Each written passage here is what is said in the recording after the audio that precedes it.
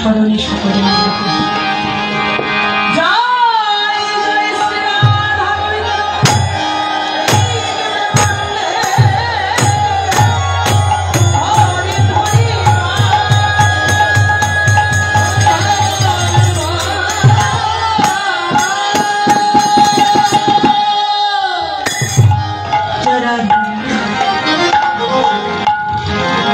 মধুরা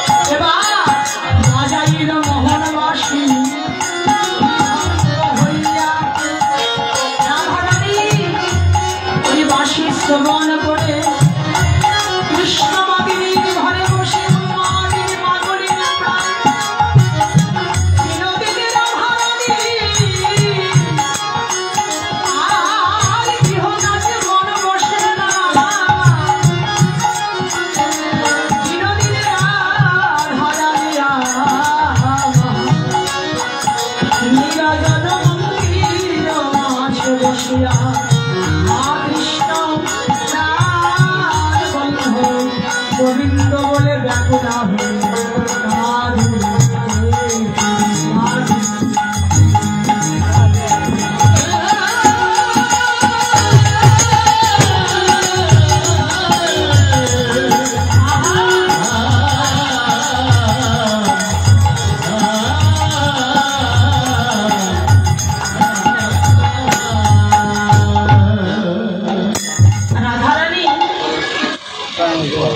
কৃষ্ণবাদিনীর ঘরে বাস করেন।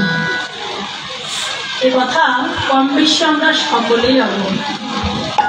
আর জটিলা কুটিলার ঘরে বাস করা বোঝেনি তো, বাদিনীর ঘরে বাস করার জ্বালাটা যারা আছে তারা বোঝেন। হ্যাঁ, তাদের দীর্ঘায়ু করে বলার অপেক্ষা নেই। তবে এটা ভালো, কৃষ্ণ ভজন করতে এসে যদি ভজন পথে বাধা বিঘ্ন বিপত্তি সৃষ্টি না হয়, গোবিন্দের প্রতি কোনো অনুরাগ বৃদ্ধি পাবে না।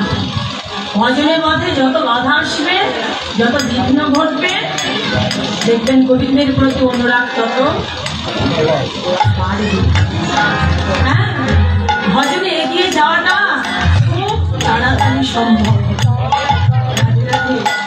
এই জন্য হ্যাঁ, রাধারানীর দিকটাই চিন্তা করে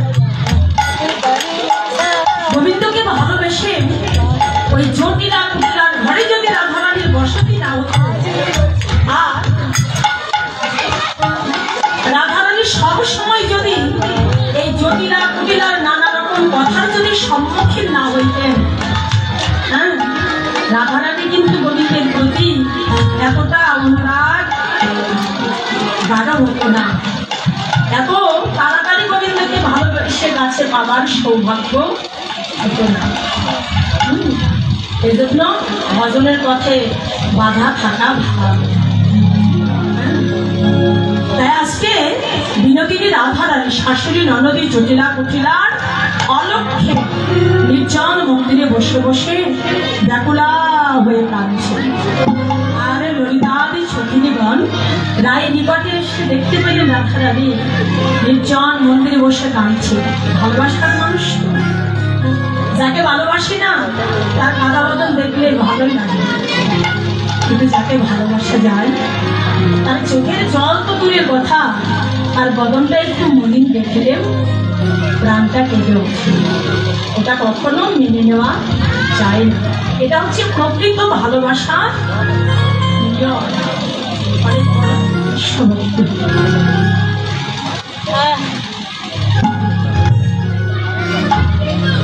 আজকে ললিতা বিশাখার প্রাণ হচ্ছে শ্রীমতী রাধারানী। রাধারানীর চোখের জল, বিষণ্ণতা, মলিন বদন একেবারে সইতে পারলেন। রাধারানীকে কোলে তুলে নিয়ে নিজ বস্ত্রাঞ্চলে রাধারানী চোখের জল মুছে দিচ্ছে, আর জিজ্ঞাসা করছে, বিনোদিনী রাধে, এভাবে নির্জন মন্দিরে বসে বসে কেন কাঁদছিস রে? তাতে দেখা গেল কি অন্তরের অনুরাগটা আরো দ্বিগুণ বেড়ে গেল। এটা বিরহের স্বভাব। হ্যাঁ, যার অন্তরে বিরহ ব্যথা আছে, দুঃখ আছে, জ্বালা আছে, যন্ত্রণা আছে, যদি কারোর কাছে সে বলতে না পারে, দেখবেন সে নিরজনে বসে বসে শুধু কাঁদে। আর সেই মুহূর্তে যদি অত্যন্ত প্রাণ প্রিয় কোনো বন্ধু বান্ধব অন্তরঙ্গ আপনজন যদি পাশে আসে, দেখবেন তাকে দেখলে অন্তরে ঝালাটা আরো দ্বিগুণ বেড়ে যায়। ঠিক রাধারানীর অবস্থাটাও যেন তাই। ললিতা বিশাখা যখন জিজ্ঞাসা করলে, বিনোদিনী তোর কি হয়েছে রে? এই কথা শোনায় এবং ওদের সঙ্গ পাওয়াতে রাধারানীর অন্তরে কৃষ্ণ বিরহ জ্বালাটা আরো দ্বিগুণ বেড়ে গেল। ব্যাকুলা হয়ে কহিতে লাগলেন, সখী রে, বুকের কথা মুখে বলা তো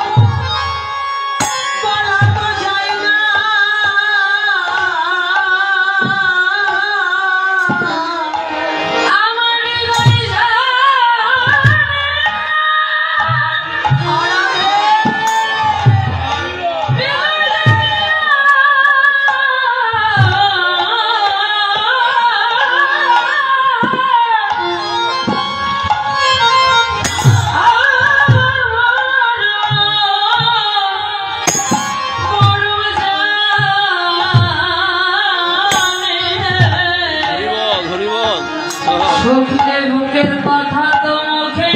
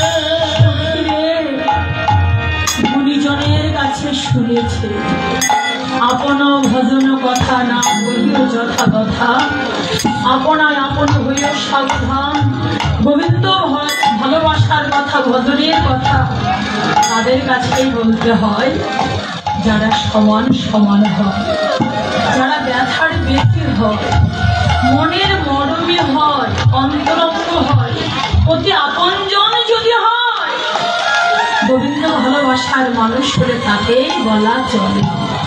তবে ললিতা বিশাখারে আমি জানি এই কথা শোনার অধিকার তোদের আছে, কিন্তু তোদের কাছে আমি বলবো এই কথার কারো কাছে কিন্তু বলিস।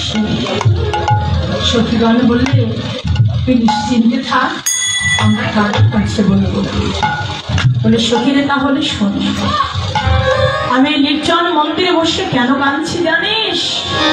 ললিতা এতে একটু আগে সকালে গো ধন লইয়া সকালে গো সকালে গো ধন লইয়া সকালে গো ধন লইয়া উঠে গেল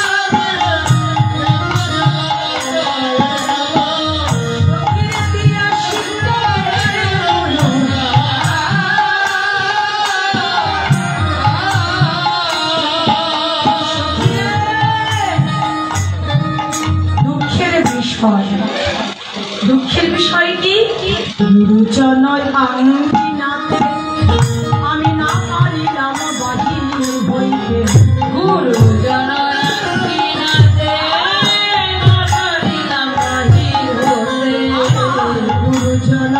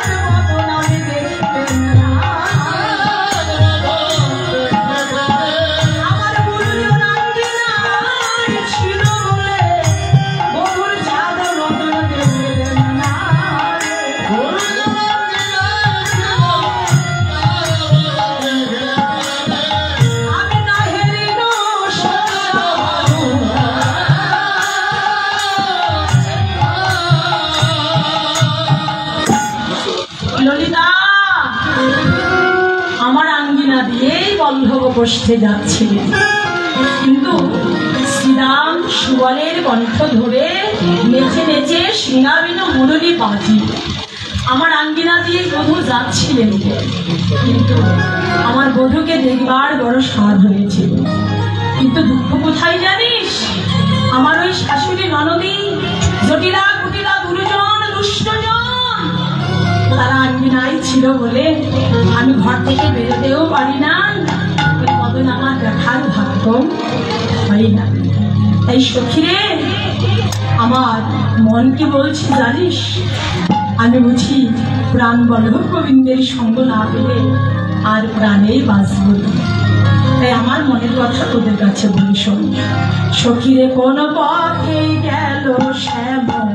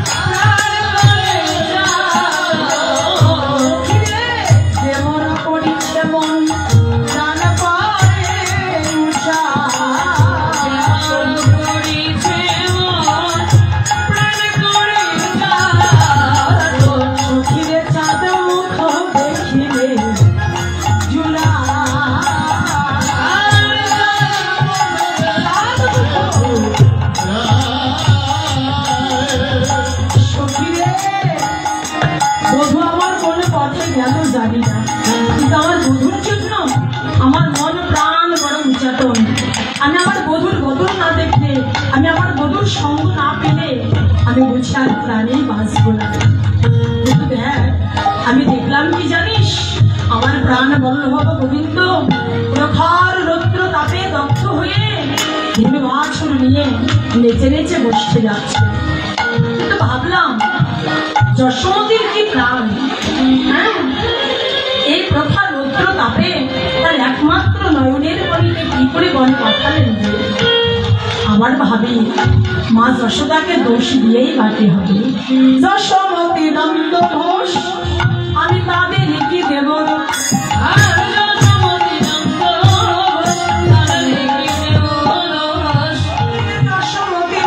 ঘোষ তাদের কি দেব?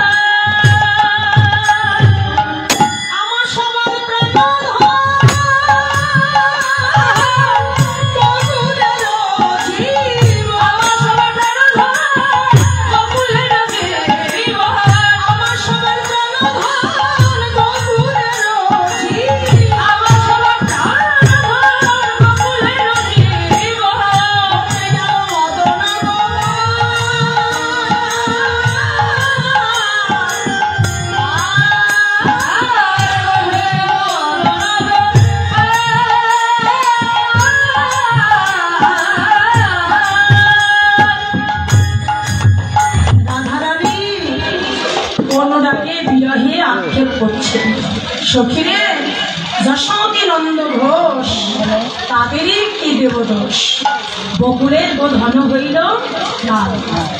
মায়েরও দোষ না, বাবারও দোষ না, আসলে আমার বধুর জীবনে কাল হয়ে দাঁড়িয়েছে ওই বকুলের যত ধেনু বৎসর আছে এরাই কাল হয়েছে। আবার বলছে না রে, ওদেরকে কাল বললেও ভুল হয়। কেন? আমার সবার প্রাণধন বকুলের জীবন, তাইতে উঠে গেল মদন গোপাল। সে তো আমার শুধু প্রাণধন, কিন্তু বকুলের হচ্ছে আমার বধূ জীবন। আমার বধূ না গেলে ওরা তো কেউ প্রাণে বাঁচবেই না। কিন্তু যাকে সুখে আমার সবচেয়ে বড় কথা কি জানিস?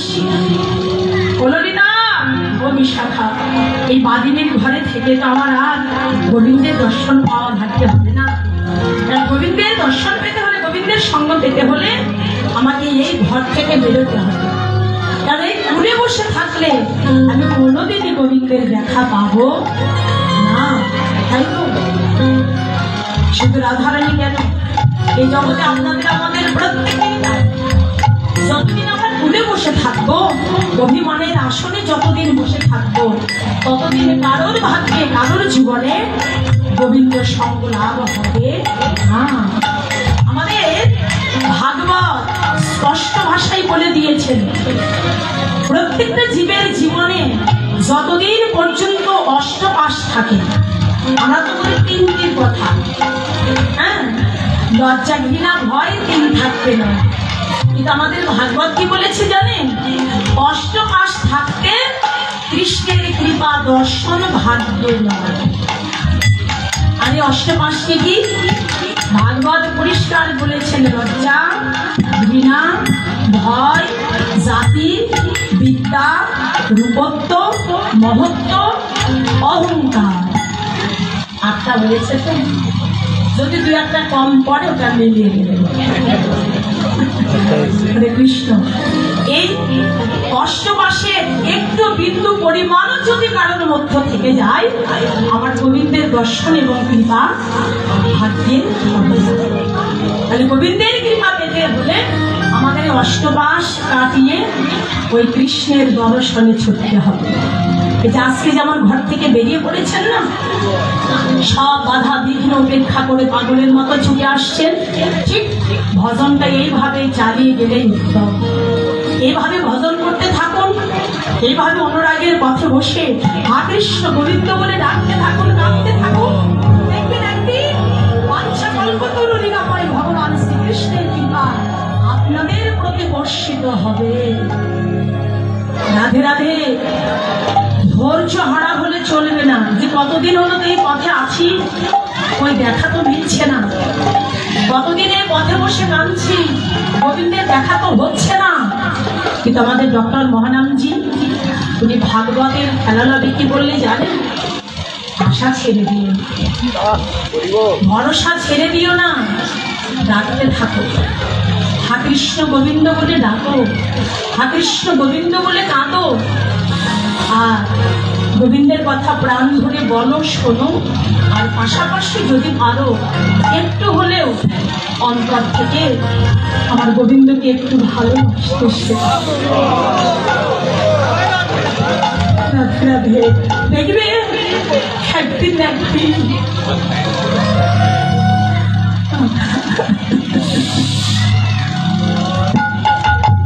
গোবিন্দকে পাওয়ার সৌভাগ্য হবে।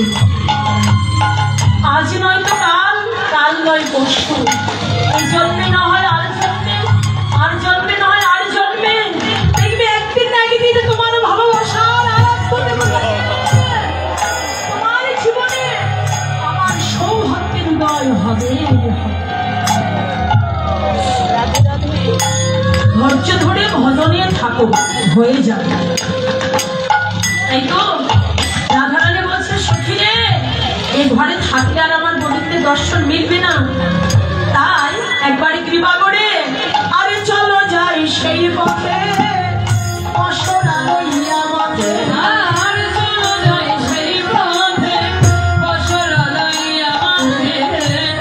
চলো যাই সেই পথে, অসরা লইয়া মতে।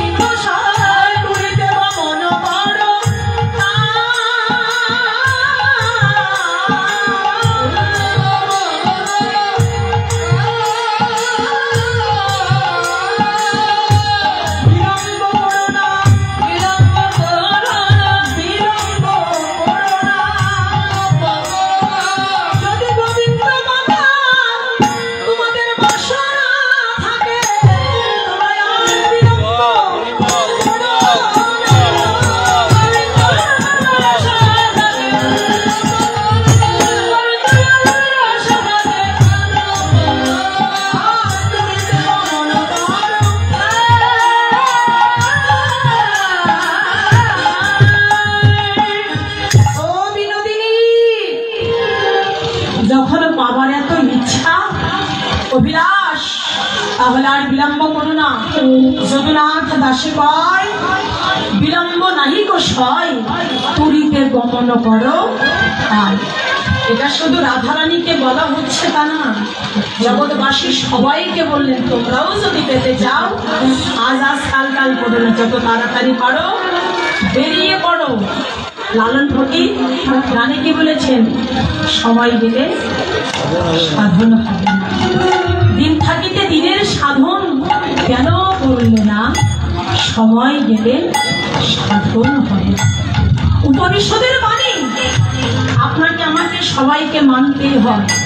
পদ্মপত্রে রাখা জল যেমন টলমল করে, আমাদের প্রতিটা জীবের প্রাণ পদ্মপত্রে রাখা জলের মতোই টলমল করছে, তখনই যেন চলে যায়।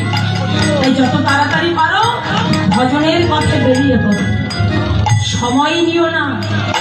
হ্যাঁ, একটা জিনিস সবাইকে মনে রাখতে হয়, যেমন আমাদের দার্শনিক সেরেকো তিনি একটি ভাষা বলে গেছেন, জগৎবাসী ও ভাই জীবনের যে দিনটা পাবে প্রত্যেকেই মনে করবে আজকের এই দিনটাই আমার জীবনের শেষ দিন। এটা আমাদের সবার মনে রাখা উচিত। আজ সঙ্গ করে দিলাম এই রজনী প্রভাত হতে হতে আগামী দিন, আগামী বছর আমাদের এই দিনটা শুভক্ষণ আমাদের কার ভাবতে হবে, কে পাবো কে পাবো না, এটা আমাদের কারোর বলার উপায়। এখানে এসেছি, ঘরে ফিরে যেতে পারবো কিনা পারিবারিক নিশ্চয়তা আছে, বিশ্বাস কখন কার সঙ্গে বিশ্বাসঘাতকতা করবেন ও আমাদের কারোর বলার উপায় নেই। এই জন্যই সেনেকো এই কথাটাই বললেন, ভাই তোমরা সবসময় জীবনের অন্তিম চিন্তা করো আর পাশাপাশি ঈশ্বর চিন্তায় তোমরা জীবনটা কাটিয়ে দাও। যদি ঈশ্বর চিন্তায়, ঈশ্বর ভাবনায় যদি প্রাণটা চলে যায়, তোমাদের জন্ম মৃত্যু হবে মধুর মধুর। হ্যাঁ, এটাই সত্যি।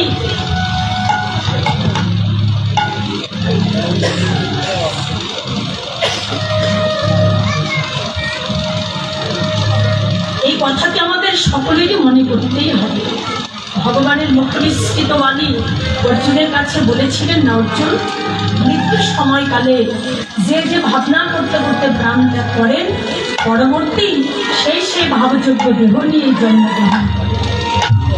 ভরত রাজা হরিণকে ভাবতে ভাবতে প্রাণ চলে গেল, হরিণ হয়ে গেল।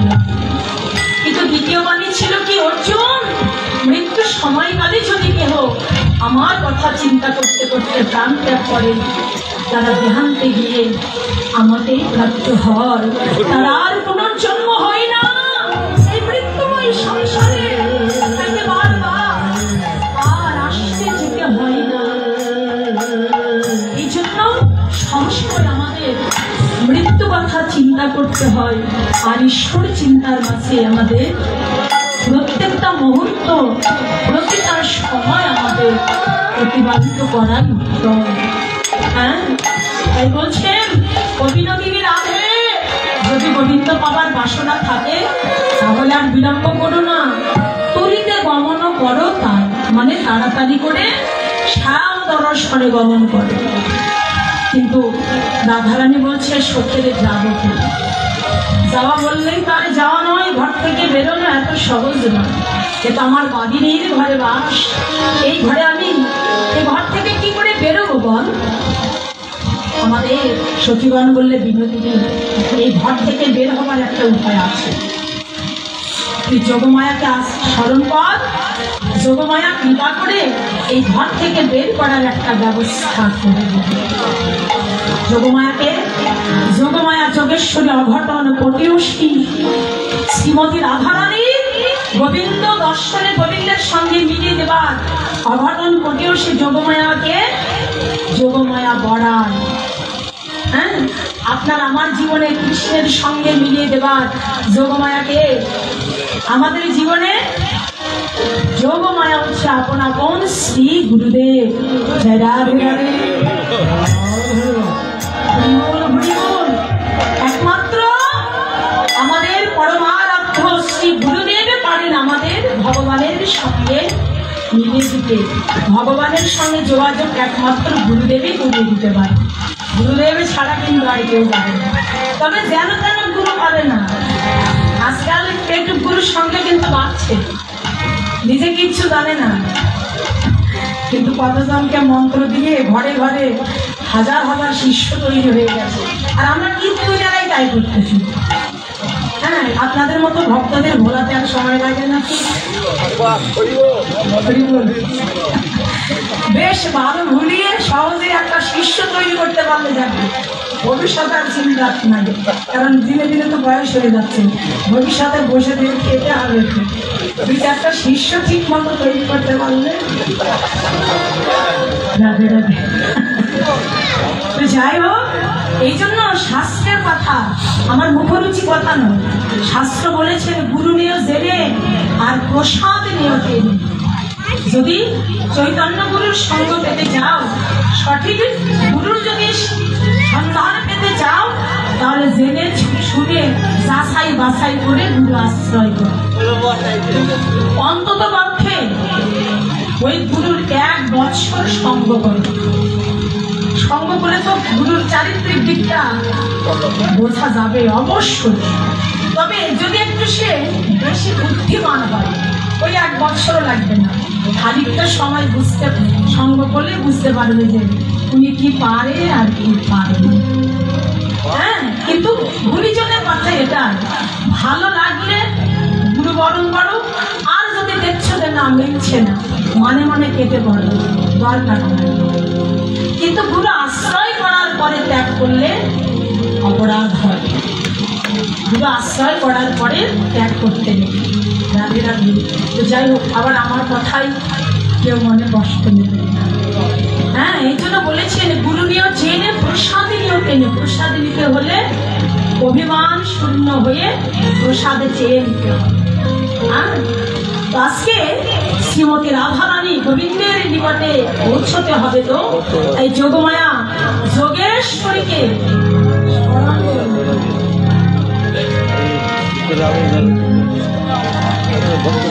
আর সেই যোগমায়া যোগেশ্বরীর চিন্তা করতে করতে দেখা গেল কি যোগমায়া বুড়ি মায়ের শুভাগমন ঘটল। রাধে রাধে বলে ডাকতে ডাকতে যোগমায়া বুড়ি মা রাধারানীর কাছে এসে পৌঁছলেন। এসে দেখে রাধারানী নির্জন মন্দিরে বসে বসে কান্নাকাটি করছে। কি রাধে, কি হয়েছে রে? শোন, এভাবে কান্নাকাটি না করে তোর মনের কথা আমাদের কাছে খুলে বল, আমায় বল, একটা ব্যবস্থা হয়ে যাবে। রাধারানী যোগমায়া বুড়ি মাইকে ডেকে কইতে লাগলেন,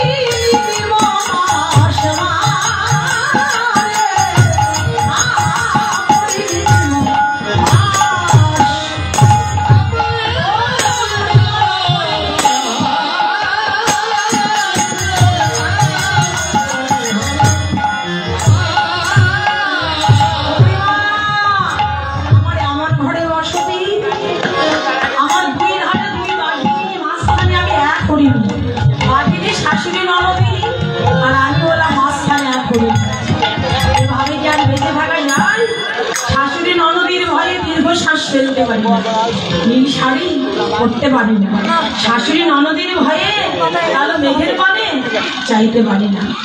ও বুড়িমা, আমার কি বলবো রে, আমার পাড়ায় পাড়ায় সবে কালা কালি ওর পড়ি বাদলাতে।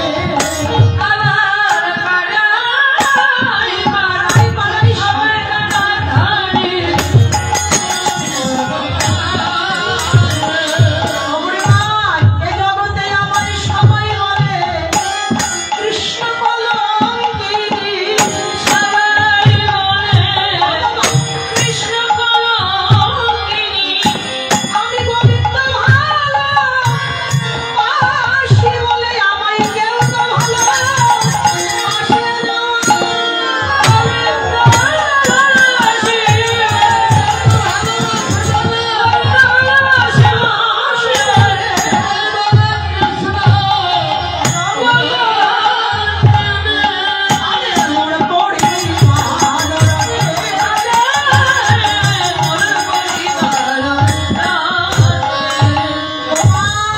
আমি গোবিন্দ ভালোবাসি বলে আমাকে কেউ ভালোবাসে না। সবাই বলে কৃষ্ণ কলঙ্কিনী, ঘর থেকে বেরোলে কেউ দেখতে পেলে আরেকজনকে দেখে বলে ও কলঙ্কিনী ঘরে বের হয়েছে, তোরা সরে যা সরে যা। ওই কলঙ্কিনীর গায়ের বাতাস যদি আমাদের গায়ে লাগে আমরাও কলঙ্কিনী হয়ে যাব। সখীরে দেখ, গোবিন্দকে ভালোবেসে আজকে আমার কলঙ্কের বোঝা মাথায় দিতে হয়েছে। তাই আমি মনে মনে কি সিদ্ধান্ত নিয়েছি জানিস, বিন্দুকের মুখে অনল ভিজায়া আমি যাইব ধোঁয়া আসে। আমি বিন্দুকের মুখে অনল ভিজায়া যাইব ধোঁয়া। আমার যা থাকে কপালে তাই হবে মরা, যা থাকে কপালে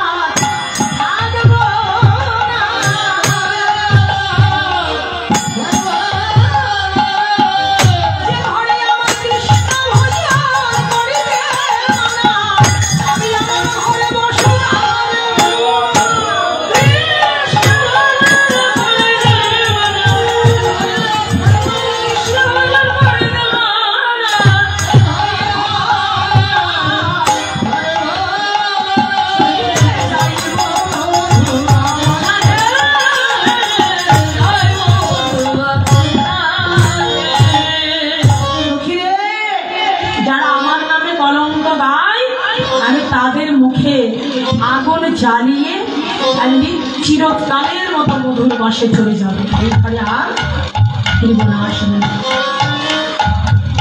সখীগণ বললেন, রাধে তুই সৎ সাধু, জগৎ জুড়ে সবাই বলেন রাধা সৎ সাধু, কিন্তু সাধুর মুখে কে কথা মানায়?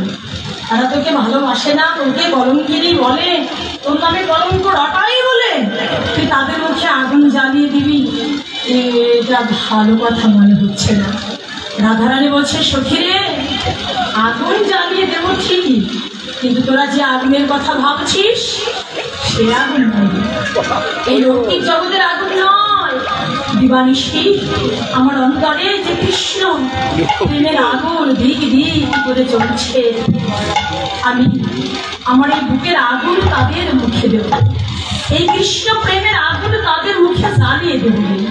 বলছে তাতে তোর কি লাভ হবে? বলছে লাভটা তো আমারই। এই কৃষ্ণ প্রেমের আগুন আমি যখন তাদের মুখে জ্বালিয়ে দেব, তখন তারা কি করবে জানিস? আমার মতো ব্রজের পথে পথে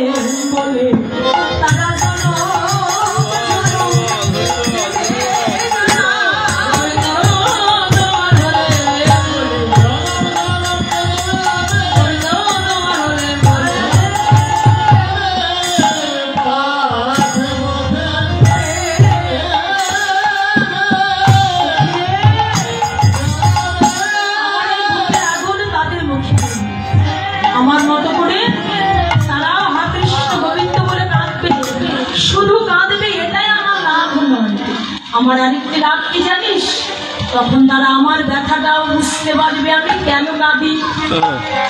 এতদিন এতকাল তো বোঝে না, কিন্তু আমার মতো করে যেদিন থেকে তারা ওই বিরহে যারা বুকে নিয়ে কাঁদতে পারবে, সেদিন থেকে তারা বুঝতে পারবে আমি কেন কাঁদি। বাহ, সতীগণ বলছে বিনোদিনী, সত্যি যদি তাই হয়, ওই আগুন শুধু বিন্দুকের মুখে দিবি কেন রে? তোর বুকে যে কৃষ্ণ প্রেমের আগুন আছে, ওই বিরহের আগুনটা আমাদের করবে। বিনোদিনী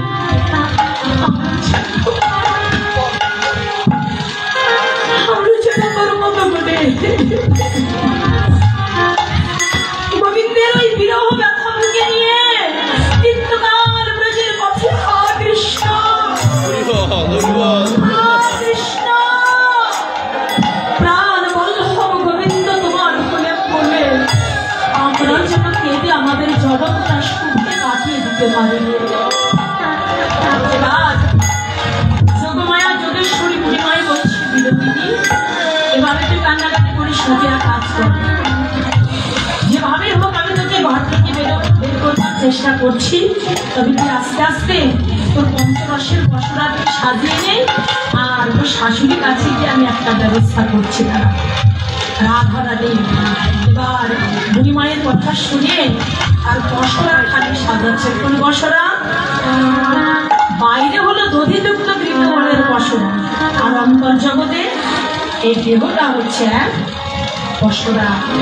এই দেহটাকে সাজিয়ে না যেন গোবিন্দ সেবায় রাখে।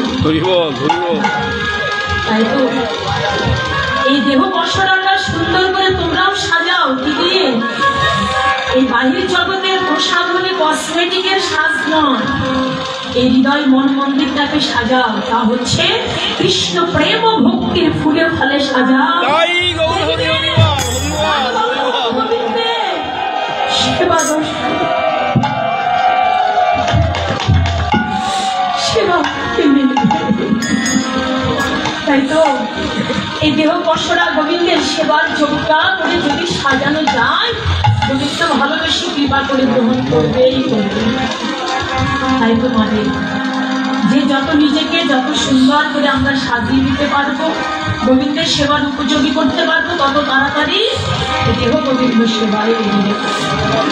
আমাদের ৮০ লক্ষ জন্ম মৃত্যু উপেক্ষা করে এই ৪ লক্ষবার মনুষ্য কুলে জন্ম নিয়ে আসা হবে আমাদের সার্থক।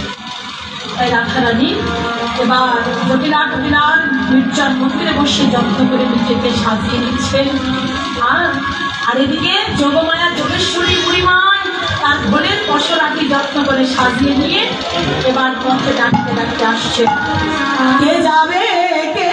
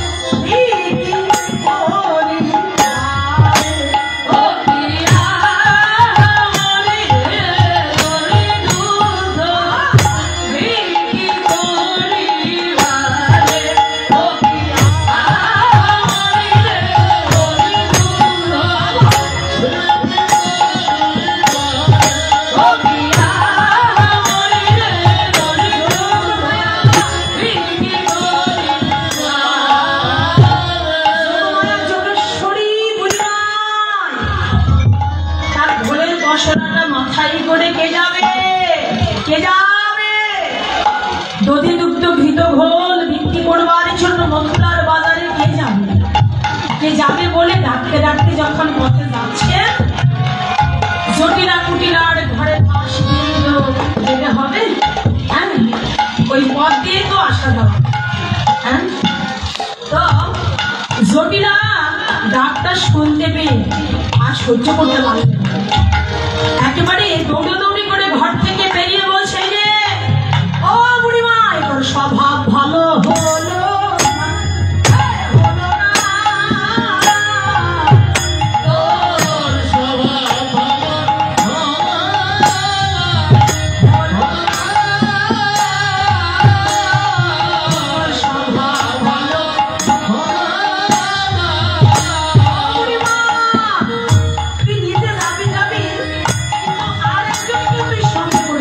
তোর স্বভাব ভালো তোর মাথার চুল পাকিল তবু স্বভাব ভালো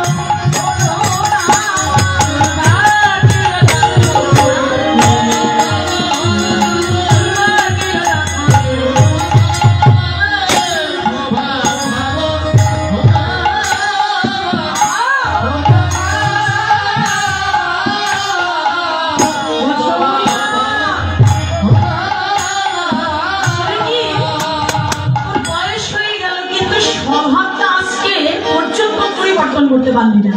আচ্ছা, তুই একা একা হাটে যাবি যা, কিন্তু আর একজনকে ভাবে ডাকিস কেন? বলছে, জটিলা রে, সাধে আর ডাকি? বয়স হয়ে গেছে বলেই তো ডাকছি রে। বয়স যদি আমার কাছে থাকতো তাহলে বলার প্রয়োজন ছিল, কিন্তু দুঃখে ডাকছি। দুঃখটা কোথায়? যে আমার বয়স হয়ে গেল, কিন্তু আজও পর্যন্ত আমার এই ব্যবসাটা আর কেউ শিখল না।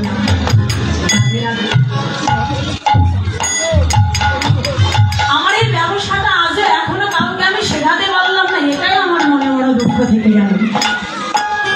বলছে, দেখ তোর এই ব্যবসার কে শিখবে? বলছে, দেখ আমি সত্যি মরণকালে যদি আমার এই ব্যবসাটা কাউকে শিখিয়ে দিতাম তবু আমার মনেও শান্তি হতো। মাঝে মাঝে আপনারা যেমন বলে না যে পুষ্পরানী কীর্তন করছে, একটা ছাত্রী তৈরি করে যেতে পারবে, ভবিষ্যতে আমরা তার কাছে একটু কীর্তন শুনতাম। যদি আগামী দিনে প্রোগ্রামে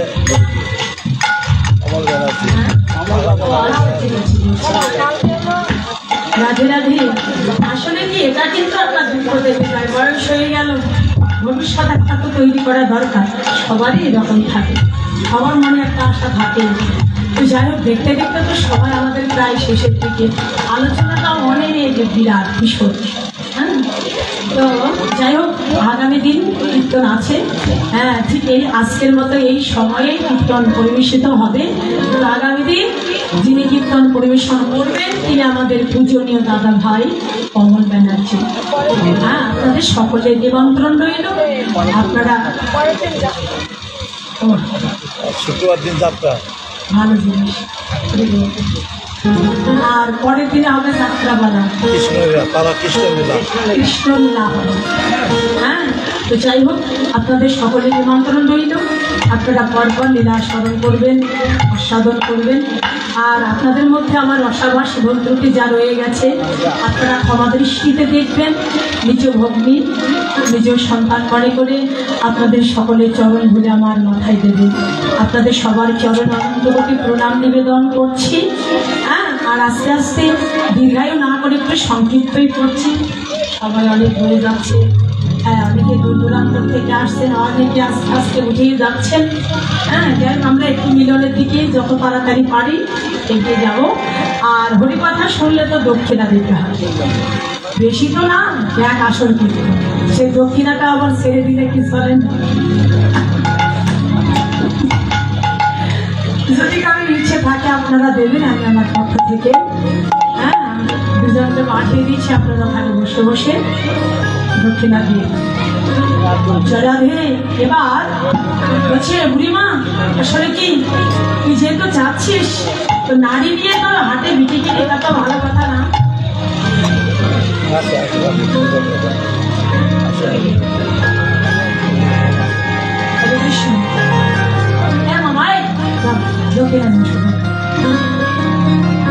এবার বলছে, ও বুড়িমা আমার বৌমা তো এমনি এমনি ঘরে বসে থাকে, আর তো সংসারে তেমন কোনো কাজকর্ম নেই, আমার বৌমাকে ব্যবসাটা শিখিয়ে দিলে বেশ ভালোই হয়।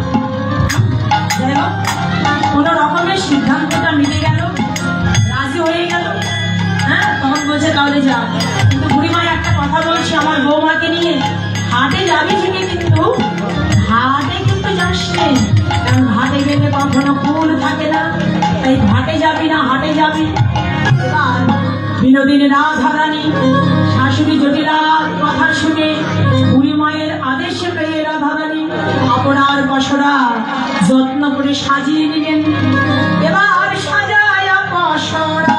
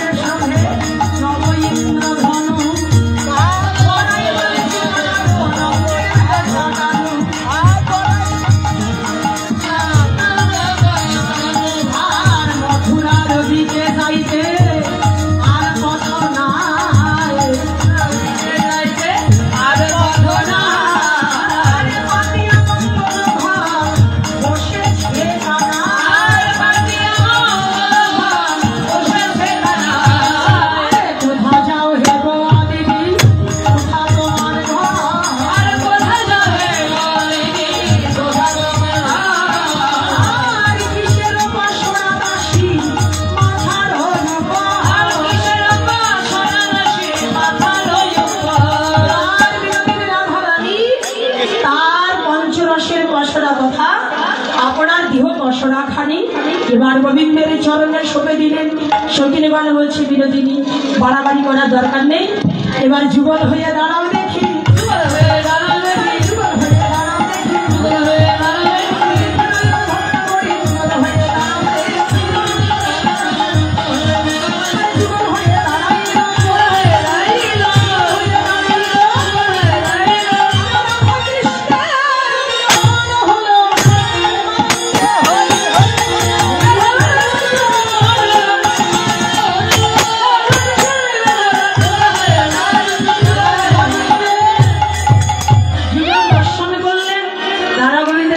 সেবা দিলেন আরতি করে।